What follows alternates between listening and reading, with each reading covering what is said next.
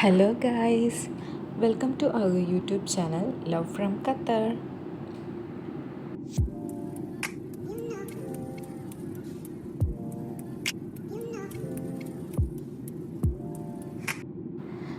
ഇന്ന് നമ്മളൊരു ഇൻ്റർനാഷണൽ ട്രിപ്പിന് പോവുകയാണ്. ഖത്തറിൽ നിന്നും ജോർജിയയിലേക്ക്, അതിമനോഹരമായിട്ടുള്ള ജോർജിയയിലേക്ക് നമ്മൾ പോവുകയാണ്.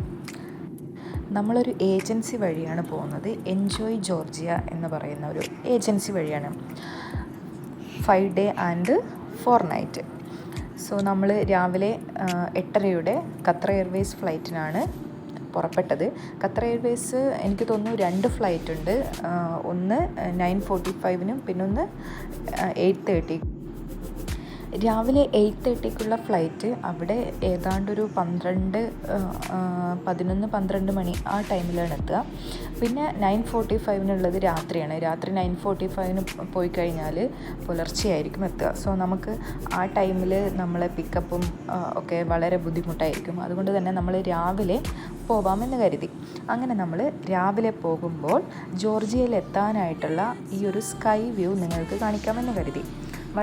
നമുക്ക് കാണാൻ പറ്റും, വളരെ മനോഹരമായിട്ടുള്ള സ്കൈ വ്യൂ ആണ് ജോർജിയയിലുള്ളത്. സോ നമ്മൾ ഏതാണ്ട് ജോർജിയയിൽ നമ്മൾ എത്തിക്കഴിഞ്ഞു എന്ന് നമ്മളുടെ പൈലറ്റ് അനൗൺസ് ചെയ്തിട്ടുണ്ട്. താഴെ ഒത്തിരി മൗണ്ടെയിനും റിവേഴ്സും ഒരുപാട് പച്ചപ്പ് നിറഞ്ഞ സ്ഥലങ്ങളൊക്കെ നമുക്ക് കാണാൻ കഴിയുന്നുണ്ട്.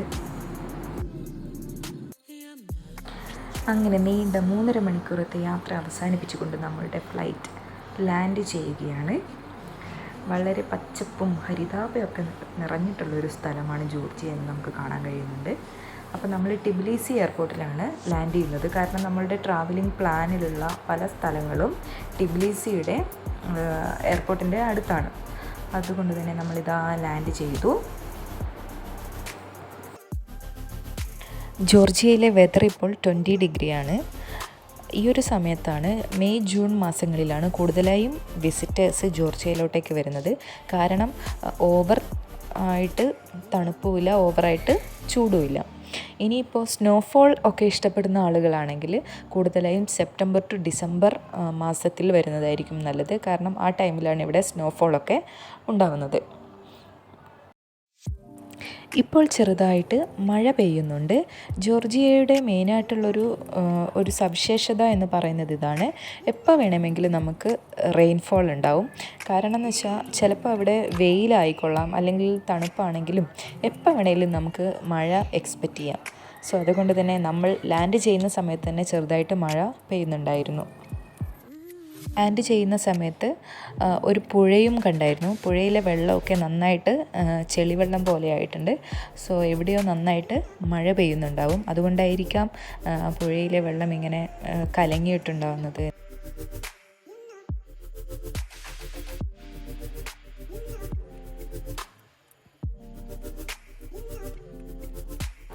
വണ്ടർഫുൾ ആയിട്ടുള്ളൊരു സ്കൈ വ്യൂ എക്സ്പീരിയൻസ് ആയിരുന്നു ജോർജിയയിലേക്ക് വരുമ്പോൾ നമുക്കുണ്ടായത്. ഈ ഒരു ഡേ ലൈറ്റും സ്കൈ വ്യൂ ഒക്കെ നമുക്ക് എക്സ്പീരിയൻസ് ചെയ്യണമെങ്കിൽ എപ്പോഴും നമ്മൾ ഡേ ടൈമിലുള്ള ഫ്ലൈറ്റ് ഓപ്റ്റ് ചെയ്യുന്നതായിരിക്കും നല്ലത്.